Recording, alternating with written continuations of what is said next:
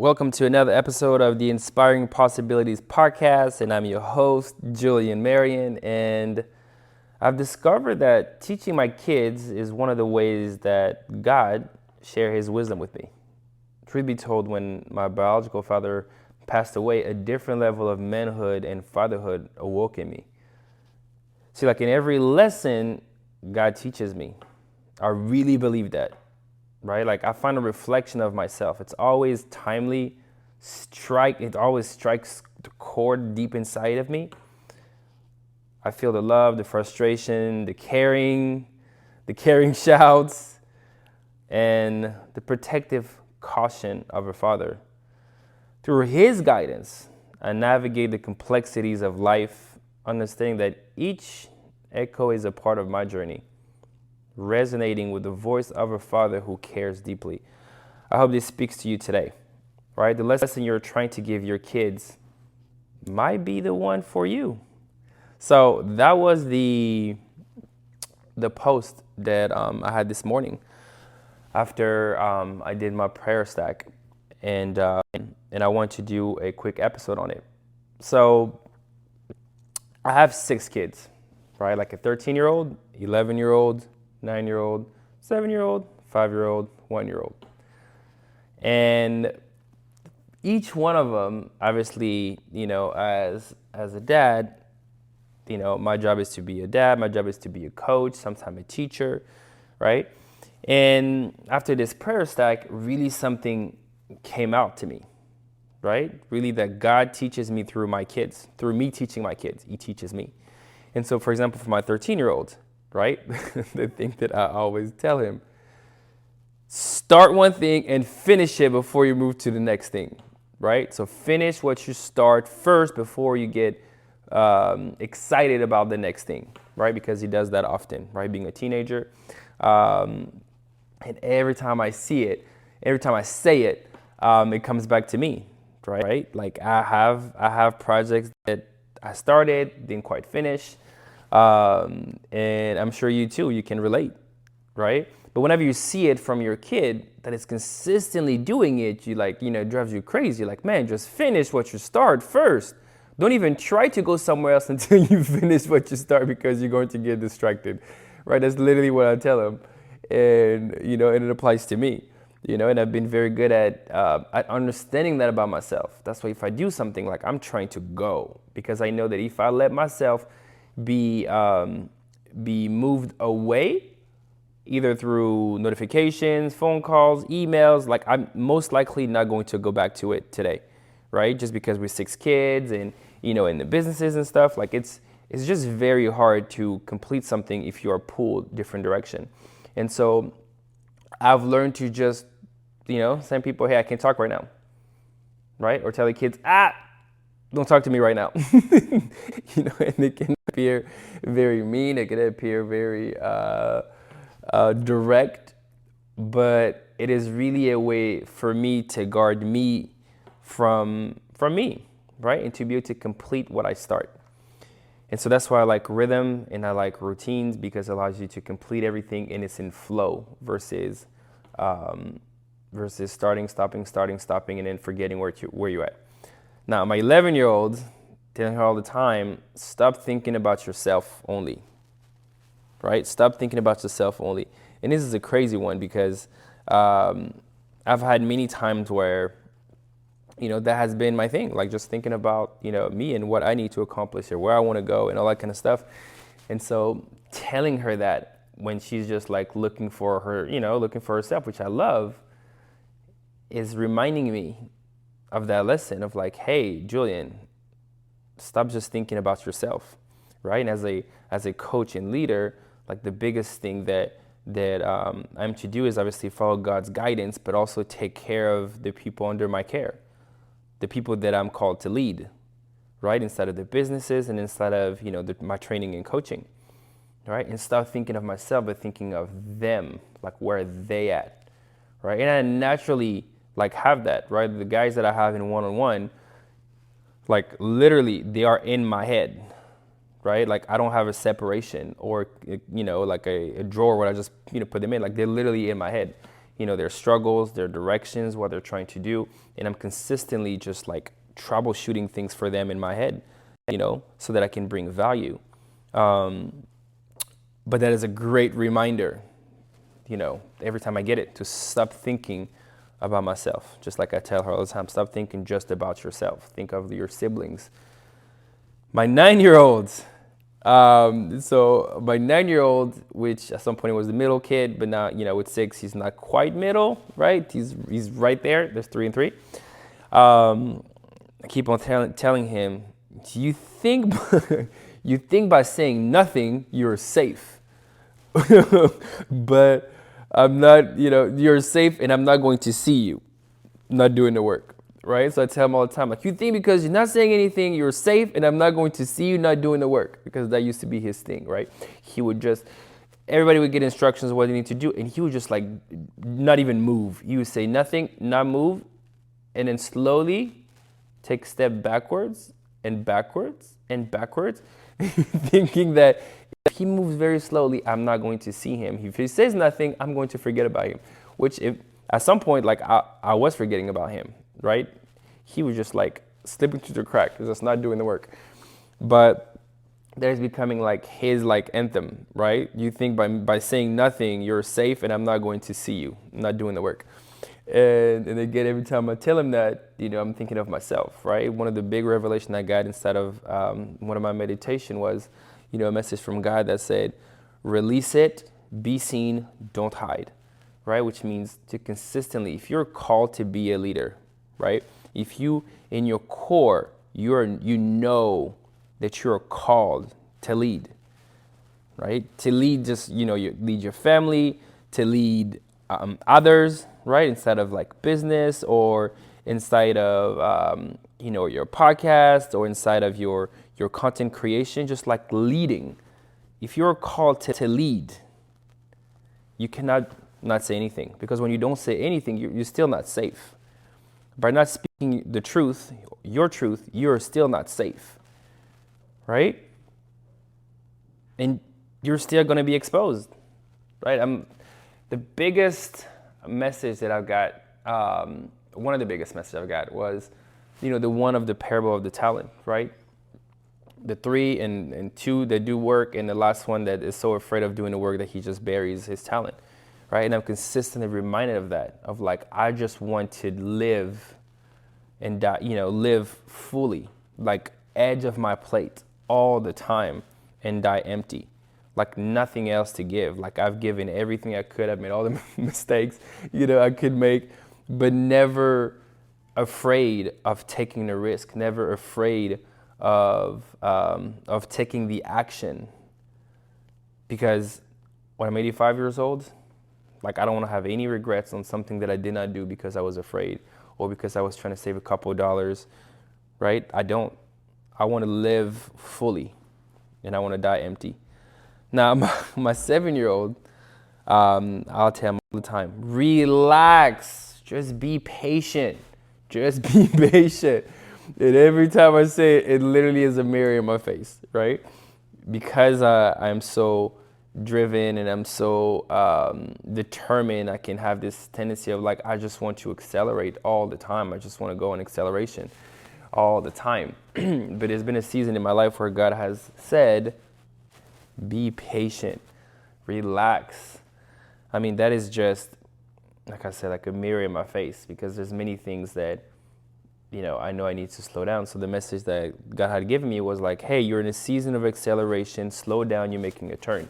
And it was so clear. It's like, you're in a season of acceleration, slow down, you're making a turn.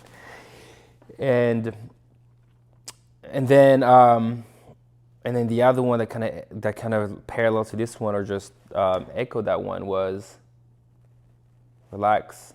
We're building a foundation. Relax. You're building a foundation, and I need you to build this foundation wide and deep, because the stronger your foundation is, the more solid you're going to be as we're building up. And so for my 7-year-old, relax, be patient, mirrored it back to my face. My 5-year-old, is that intelligent?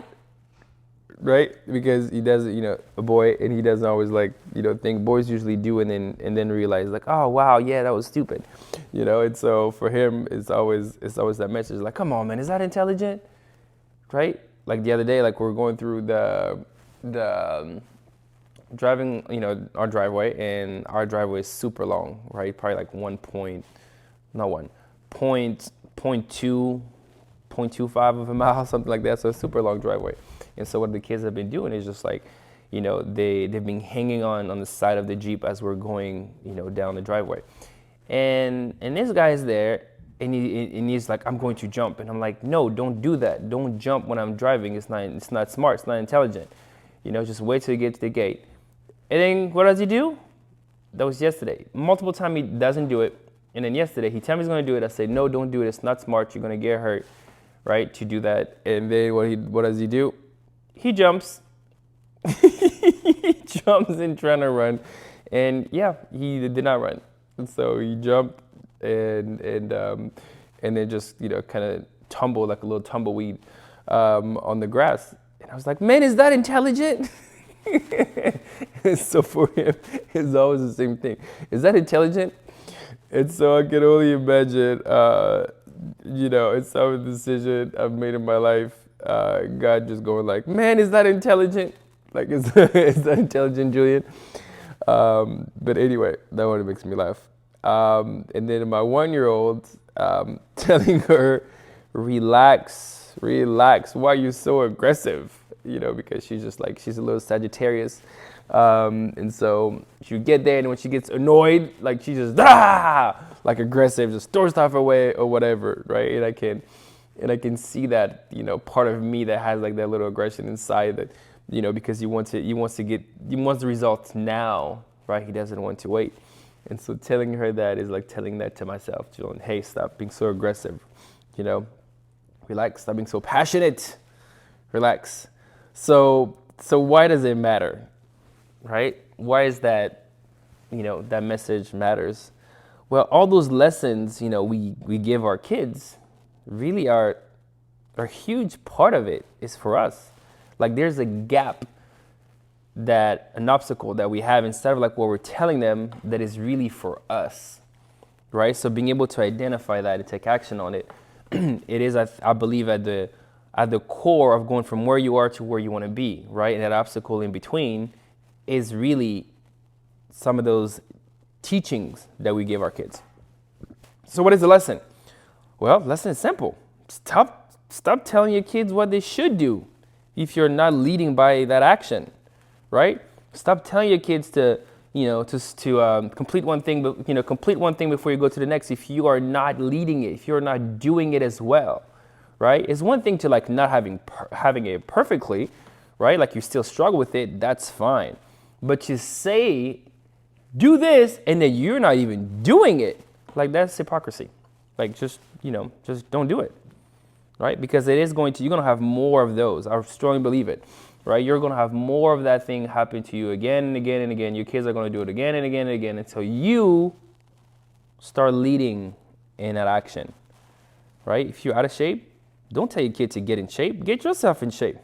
And then tell them like, hey, let's get in shape together, right? If they spend too much time on, watching TV, do that for yourself. Stop spending as much time watching TV and then tell them not to stop watching TV so long, right? Go read. You start to read. Lead by that action, right? Patience. You become more patient. That means take time. Because if you are not able or not working towards being patient, you cannot do that for them, right? And as you're working towards like building, that muscle, you can tell them, hey, I struggle with that too. I think my kids were, my daughter, that's something that I used to do when I was younger, which is like, I have to finish eating my food and I would just didn't want to eat. And because I was such a, little rebellious Julien, I would just like stuff food in a napkin or I know it's going to be gross, put it in my underwear to throw it in the toilet. Just anything and everything that I can do to not eat it, right? Like, listen, I say I'm not going to eat it. You can force me. I'm still not going to eat it. I'm going to hide it somewhere. I'm going to put it in my mouth. I'm going to throw it like that kind of rebellious kind. And so my daughter, my mom knows me, so she can see when my daughter's doing the same thing. And so I told my daughter, I'm like, oh man, like, I know what you're doing because I used to do it, right? The same exact thing. And so this is what I've learned, right? And that moment when I shared that with her really opened that, almost that humanity of like, oh wow, he's dad, but he was a kid. Oh, I got that from him, right? It connected us even more, right? It brought a huge smile to her face, and she was so happy to hear it. Then the stop and go, right? Talked about that. Like if you're not going to go and complete something or find a way to complete something, you cannot come now to your teenagers and tell them they should complete something before they move on to the next. You figure out how to do it. And then you can coach them on how they can do it too by sharing how you did it or how you are still, working towards doing it. The trick that you're doing so that you don't fall, you don't fall in that trap. Like that's my son all the time. I'm like, dude, like this, if I don't, then this is what's going to happen. So I'm like, I promise you, if you go to your room before you finish this, you're going to get to your room and you're going to forget, right? Because it's the same thing for me. If I don't get that stuff done right now and I move to my office, I'm going to forget what I was supposed to do. If you don't do what mommy asks you to do right now, you're going to forget the details of it. And so the lesson here is for you to stop telling your kids what they should do if you're not leading that action, right? So here's something you can do to apply it. Ready? Take a pen, piece of paper. I will wait. Or if you don't, press pause. Okay, so I'm going to assume that you have something to write on or that you're going to go back to it. Okay, so number one, if you have kids, make a list of all the things you tell them to do, right? For me, like, my 6, what I said, right? Stop starting and stopping, stop thinking all about yourself. You think because you say nothing, like you're safe and I'm not going to see you not doing the work. Relax, be patient. Is that intelligent? Relax. Why are you so aggressive? Right? So listing all the stuff you tell your kids, at least the big ones. And then next to it, put an X next to the ones that you struggle with. And then 3, let me know what you've learned by DMing me on IG or emailing me at julienmarian.org. Because I promise you, I think it's going to be such a revelation for you to see the gap, to see that if you fix that for yourself, it is going to be is going to allow you to coach your kids. It is also going to connect you together even more, right? Like you're not just going to be mom, you're not just going to be dad, you're going to be connected. They're going to see a part of you in them, right? Because we don't always connect, and I say that oftentimes to to guys that I coach and others, people don't always connect to us through our light, right? Oftentimes they connect to us through our pain, through our darkness, right? Everybody is always like happy and and trying to lead like that, but the reality is there's a lot of pain, right? And we can connect through pain. Obviously, there's that saying, misery loves company. That's not what I'm talking about. What I'm talking about is to be able to share that darkness, share that struggle, but the action that you're taking, right? Not just say, oh, it's bad, it's bad, it's bad. No, it's bad, and this is what I'm doing, right? Like there's an action behind it. It's not just a misery loves company, type of situation. So, hey, I hope you loved it. I hope it brought a ton of value. Make sure to subscribe, leave a review wherever you listen to this. It really helps. And if you have any question, again, send me a DM on IG or an email at julienmarian.org. Talk to you soon. Peace.